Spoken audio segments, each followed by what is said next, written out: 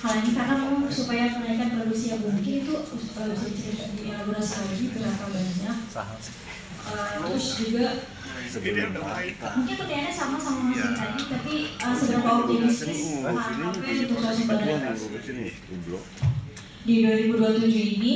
Tadi misal dengan rote 200 ton ini yang dilakukan pelaku usaha, mungkin Pak Adi juga, itu adalah kualitas garam yang ada di Indonesia itu belum masuk untuk industri seperti CAP seperti itu kan. Nah, apakah ini tetap, apakah masih on track? Dan sekarang kan cuaca lagi cenderung hujan. Apakah target produksi 2026 ini bisa tercapai itu atau seperti 2025 yang agak sedikit turun? Terima kasih. KKP pemerintah harus optimis bahwa memang swasembada garam itu akan tercapai di 2027. Makanya tadi saya sampaikan tidak mungkin semuanya dikerjakan sendiri oleh pemerintah. Ini ada PT Garam yang mulai investasi untuk memproduksi garam juga.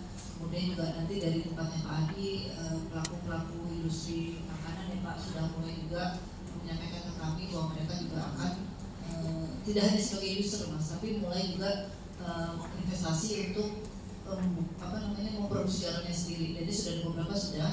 Jadi insya Allah 2027 kalau ini kita kerjakan bareng-bareng, kami optimis akan tercapai swasembada.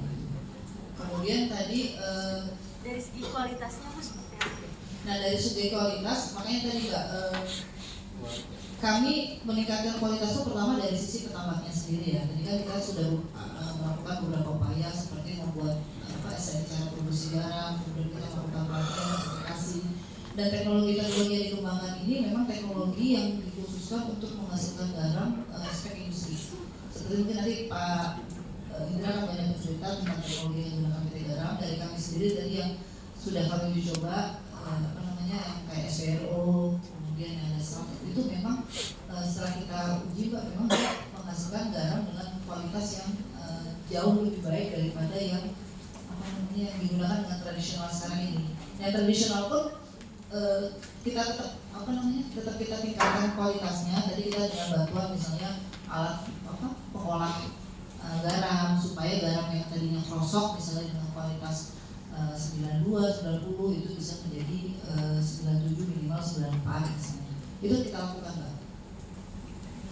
Pertimbangan lingkungan jadi gini, kalau sebetulnya dari produksi garam ini kan relatif tidak menimbulkan dampak lingkungan negatif buat lingkungan Mas ya.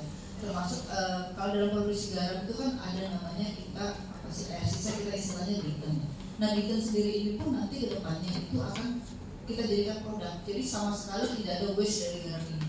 Bahkan gluten tadi kalau kita jadi dalam gluten itu yang sebetulnya air buangan itu kalau kita olah lagi, jadi sekarang sudah banyak dilakukan di Cina, itu akan menjadi bahan baku untuk pupuk, kemudian untuk